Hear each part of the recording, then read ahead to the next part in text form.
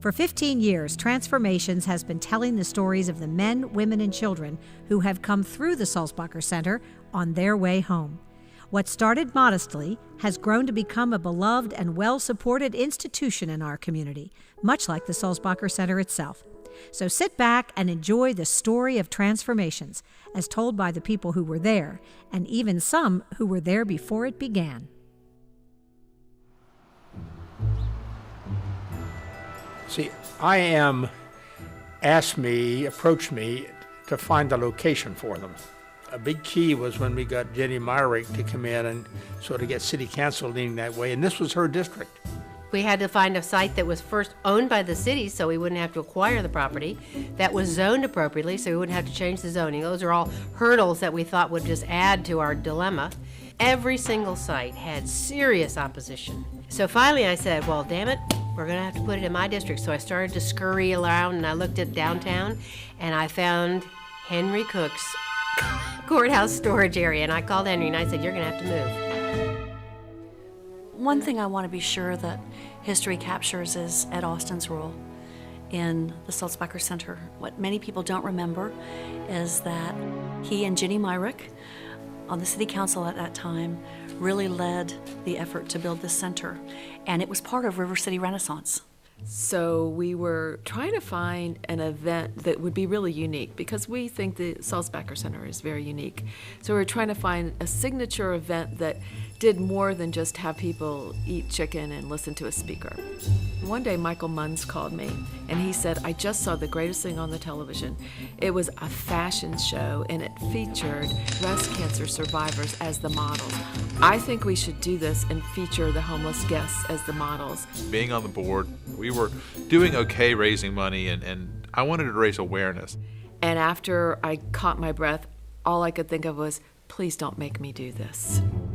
Well, I have to admit it, I had a very concerned attitude that it would be perceived that we're putting people up, taking advantage of people that are here, and I was a little bit skeptical about it. It was not received very well when I first pitched it. Somehow we pulled it together, and you know, that first year when we were getting ready for the very first Transformations, Hurricane Floyd came, and so we had to put it off, I think, a week.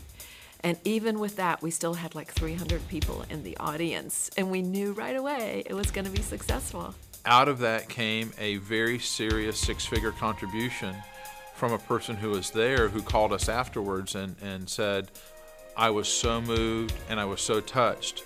I heard the results of what the center does, and for that, I'm willing to support you in a major way.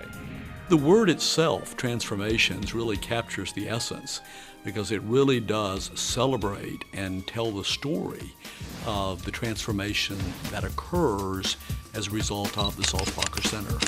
You know, that first event was such a risky proposition, and the night was magic.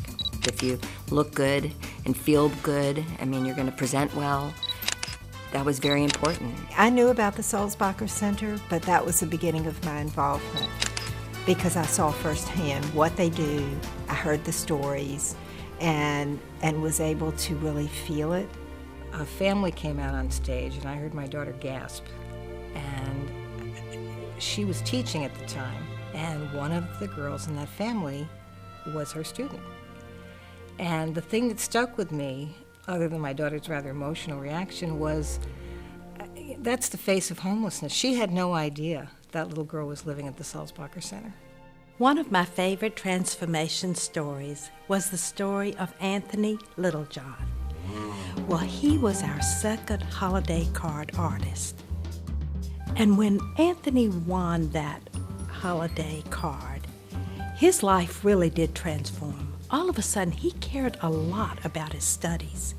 But I can remember when he walked on stage, he had his painting, he was all dressed up, he looked so cute, and they were playing Jingle Bells in the background. And it was just a marvelous moment. I didn't know how important it was.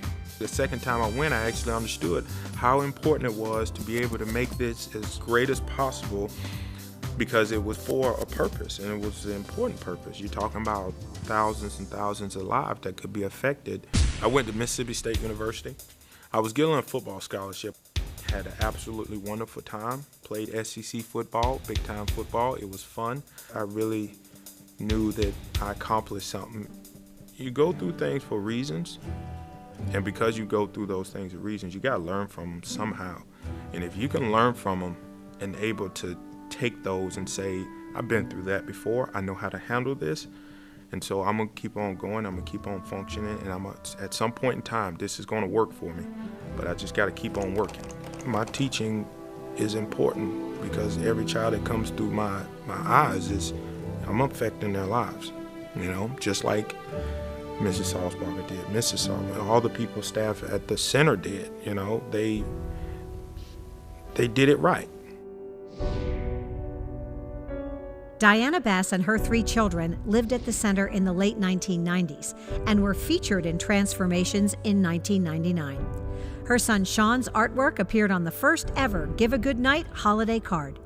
They successfully moved into a home of their own, and Diana eventually came back to serve on the Sulzbacher Board of Directors. We lived in a van for about 5 months. Well, they taught me 3 main things. One, have a goal and set it. So I had a goal to get out of there and get in a place, and also have a plan B, and never do something that you can't afford. Sulzbacher made it really easy because they never made the kids feel homeless. Out of a real bad situation, it was the most positive situation because each one of my kids took something from that. There were lawyers and accountants and engineers who came in saying, be what you can be. There is no reason why you can't. A lot of people leave a homeless shelter and they don't ever want to remember it. I don't ever want to forget. I remember when we were homeless, we would ride through neighborhoods and go, we're going to live in that house, or we're going to live in that house. And when we closed on our house, my husband and I, he didn't understand. But when they gave me the key and I opened that door, I was like, she said I'd do it, and I did it. What they gave me and my family.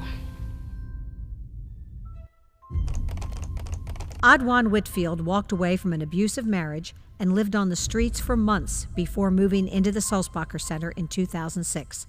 With their assistance, he was able to eventually move into a home of his own and became an employee of the center.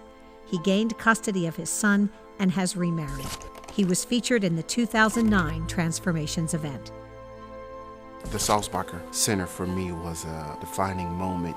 Being at the shelter really forced me to see what I needed to do to get what I wanted out of life. The biggest thing for me was the case management.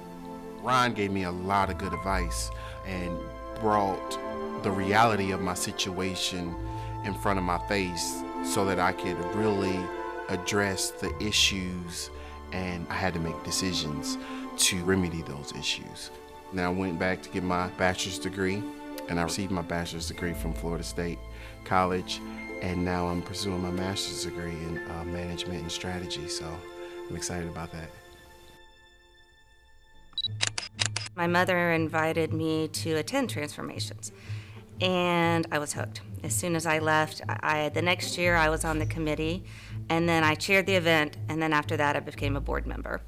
When we first decided at the center to start doing it ourselves, this one year we decided to move to the Florida Theater. But I was downtown assessing the situation at the theater, and Kevin called from the kitchen and said, we need help.